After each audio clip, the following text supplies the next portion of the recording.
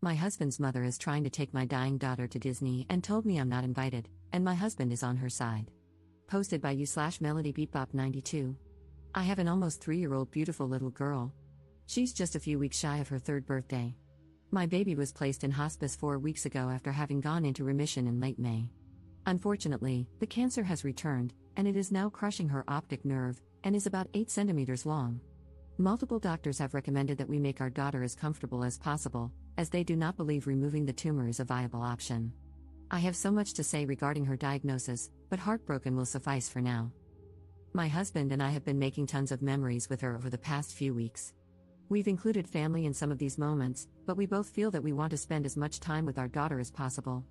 My mother-in-law called me yesterday to tell me she had booked tickets, a hotel, and airfare for a trip next month. I thought it sounded fun until she said she was taking our toddler with her, just her, my daughter, and her husband. She did not invite my husband and me. My daughter isn't even 3 yet. She has never stayed overnight anywhere, and my mother-in-law wants to take her across the country for an entire week. I suggested that my husband and I both go so that our daughter would be comfortable and, for God's sake, in the event that she passes away, she can't be gone for a week. Her nurses are here. Her care is here. I suggested that we all go for a shorter amount of time. I came up with various alternatives, all of which were turned down. I should add that even if my daughter were not in hospice, I still would not be comfortable with our toddler being across the country for a week without her parents. My child being in hospice adds another layer of complexity to the situation. I told my mother-in-law that the decision she made without consulting us was a firm no. She called me a few names and hung up on me. She then called my husband, insulted me, and suggested she would fight for rights before my daughter passes away. I'm already grieving. My husband said we should acquiesce to his mother's trip to avoid drama, even though he agrees that our daughter is too young. But I want to spend time with her before the cancer takes her. She's too little.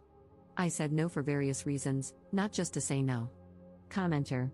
I'd suggest discussing it with your hospice doctor. There's no way they would condone this trip and would likely be glad to discuss it with your in-laws.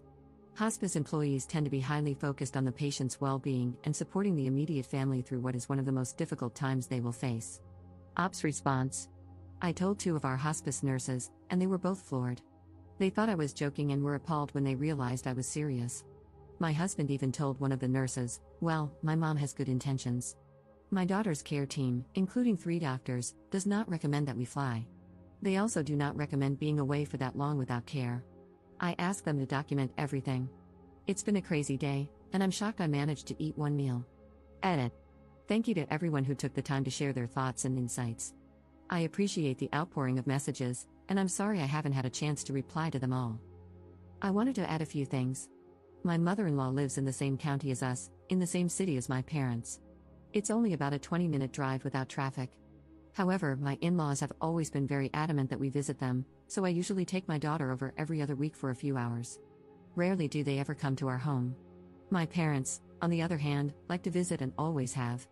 My daughter is much closer to my parents for this reason. Anytime my husband and I go on date nights, my parents come over and watch her because they like for her to be in her comfort zone. This was the case even before the cancer diagnosis. Since the diagnosis, we've been in and out of the hospital for weeks at a time.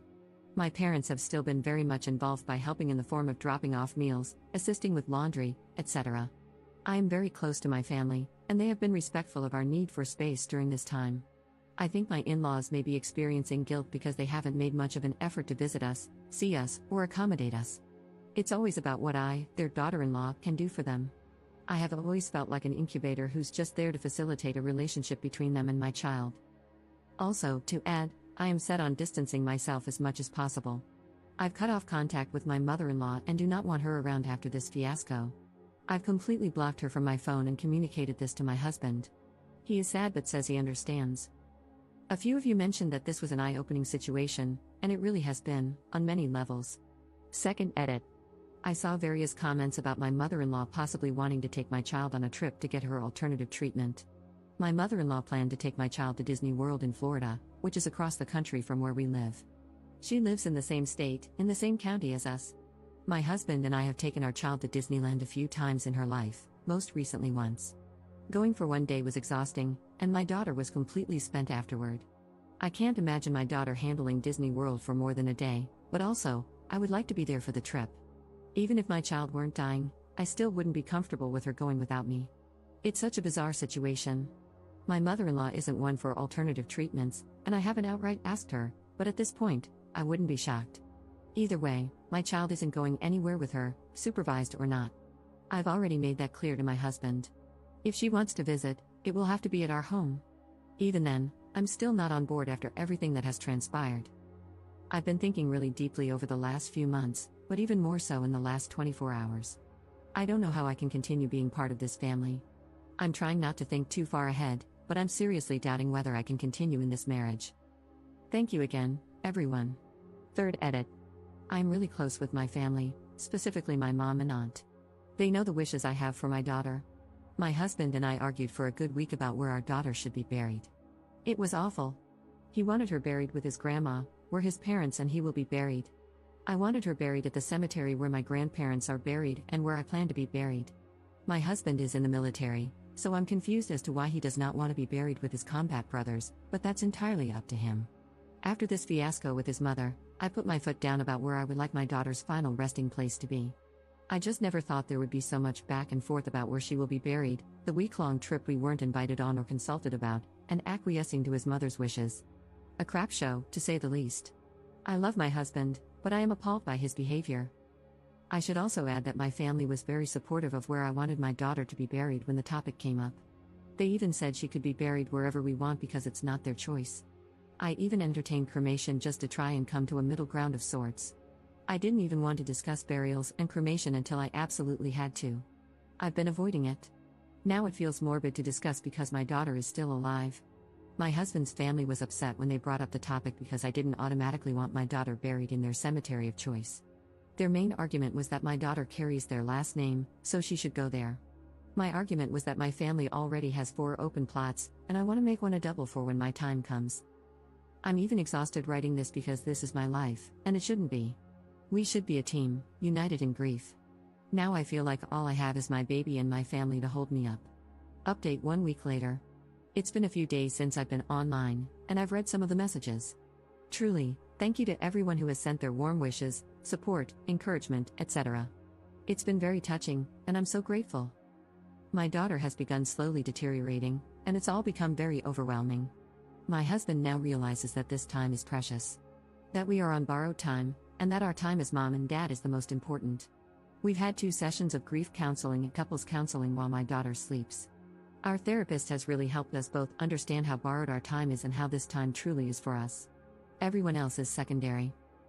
That's not to say that extended family isn't important, they are, but there is a lot of extended family, a lot. However, I'm not sure I will be staying married in the long run. That said, this isn't the time to make such a deep decision.